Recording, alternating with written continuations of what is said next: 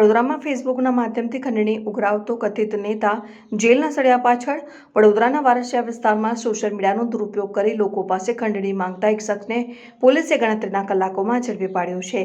પોતાની ઓળખ રાજકીય પક્ષના હોદ્દેદાર તરીકે આપી ફેસબુક પોસ્ટ દ્વારા બદનામ કરવાની ધમકી આપી નાણાં પડાવનાર આ શખ્સ હવે પોલીસની ગિરફ્તમાં છે। સ્થળ વારસિયા પોલીસ સ્ટેશન વડોદરા। આરોપી રિયાઝુદ્દીન હિશ્મુદ્દીન શેખ।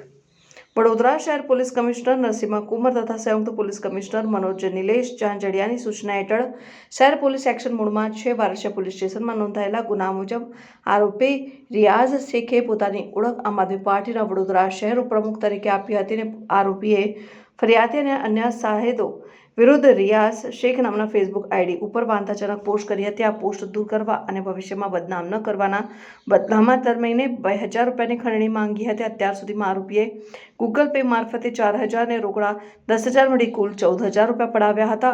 હજુ પણ લાલચ ન સંતોષાતા આરોપીઓએ દર મહિને 5,000 રૂપિયા આપવા દબાણ કર્યું હતું। જો પોલીસમાં ફરિયાદ કરે તો જાનથી મારી નાખવાની ધમકી પણ આપી હતી। DCP zone 4 Shri Andrew Macwan અને એસીપીજી ડિવિઝન પીએસપી ભોજણીના માર્ગદર્શન હેઠળ Varasiya police station Shri YG Makwana અને તેમની ટીમે હ્યુમન ઇન્ટેલિજન્સને આધારે ઓપરેશન હાથ ધર્યું હતું। પોલીસે ગણતરીના કલાકોમાં જ આરોપીને પાણીગેટ વિસ્તારમાં ઝડપી પાડ્યો છે। જપ્ત કરાયેલા મુદ્દામાલ ખંડણીના રોકડા રૂપિયા 14,000, ગુનામાં વપરાયેલ વિવો કંપનીનો મોબાઈલ ફોન। પોલીસે ભારતીય ન્યાય સંહિતા 2023ની કલમ 308(2), 351(2) અને 296 મુજબ ગુનો નોંધી કાયદેસરની કાર્યવાહી હાથ ધરી છે। વડોદરા પોલીસ તરફથી જનતાને અપીલ કરવામાં આવી છે કે કોઈ પણ આવા ડર કે ધમકીના કારણે ખંડણી ન આપે અને તુરંત પોલીસનો સંપર્ક કરે।